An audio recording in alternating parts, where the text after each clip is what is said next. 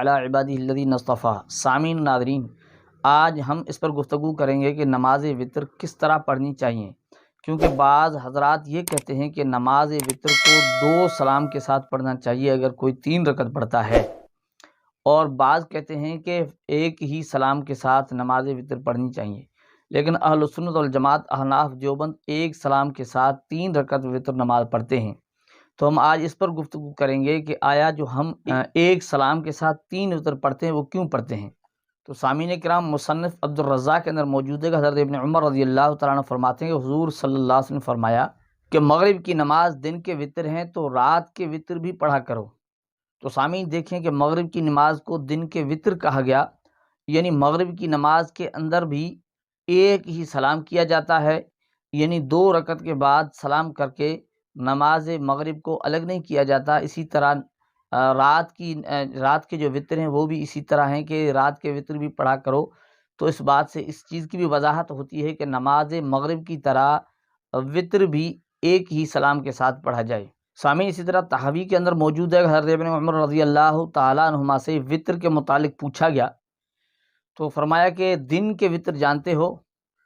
تو بتایا کہ دن کے وتر مغرب ہیں، تو فرمایا بالکل سچ کہا۔ تو سامعین دیکھیں، حضرت ابن عمر رضی اللہ تعالیٰ عنہ حضور صلی اللہ علیہ وسلم سے بھی اس چیز کو نقل کر رہے ہیں اور خود بھی اس چیز کو بتا رہے ہیں کہ جس طرح دن کے وتر ہیں، یعنی مغرب کی نماز ایک سلام کے ساتھ پڑھی جاتی ہے، اسی طرح رات کے وتر یعنی 3 رکعت وتر بھی ایک سلام کے ساتھ پڑھے جاتے ہیں، کیونکہ مغرب کی نماز کے اندر بھی 3 رکعت ہیں اور وتر کے اندر بھی 3 رکعت ہیں۔ مغرب کی نماز بھی ایک سلام کے ساتھ پڑھی جاتی ہے تو رات کے وتر بھی اسی طرح پڑھے جائیں گے۔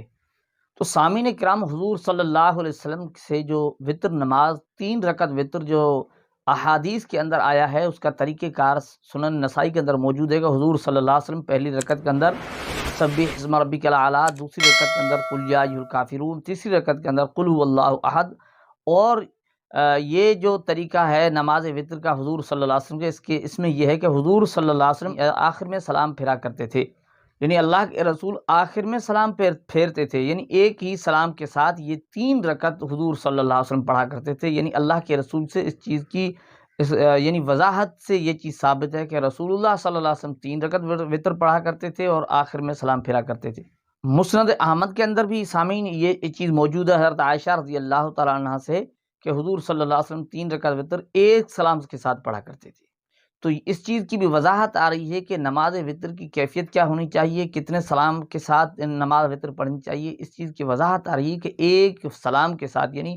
3 رکعت پڑھ کر درمیان کے اندر ادا کیا جائے، تشہد پڑھا جائے، اس کے بعد آخری رکعت میں سلام پھیر کر نماز کو ختم کر دیا جائے۔ اسی طرح مستدرک حاکم کے اندر بھی حضور صلی اللہ علیہ وسلم ثابت ہے کہ آخری رکعت میں سلام پھیرا کرتے تھے۔ اور سامعین، مستدرک حاکم میں یہاں تک حضرت عائشہ رضی اللہ تعالیٰ عنہ سے روایت ہے کہ حضور صلی اللہ علیہ وسلم 2 رکعتوں کے بعد وتر کے اندر 2 رکعتوں کے بعد سلام نہیں پھیرا کرتے تھے، یعنی آخر میں سلام پھیرا کرتے تھے۔ تو سامعین، اس چیز کی وضاحت ہو گئی کہ نماز وتر کی کیفیت کیا ہے، اس کے اندر کتنے سلام پھیرنے چاہیے، کتنے سلاموں کے ساتھ نماز وتر کی 3 رکعت پڑھی جائیں۔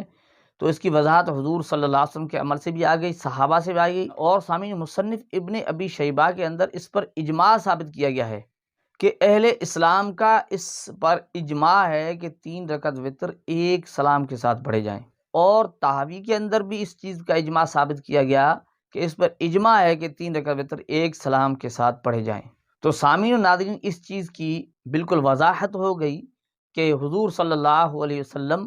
نماز وتر کس طرح پڑھا کرتے تھے، اس کا طریقہ کار بھی آپ کے سامنے آ گیا، اور کتنی رکعات پڑھا کرتے تھے اس پر بھی ہماری ویڈیو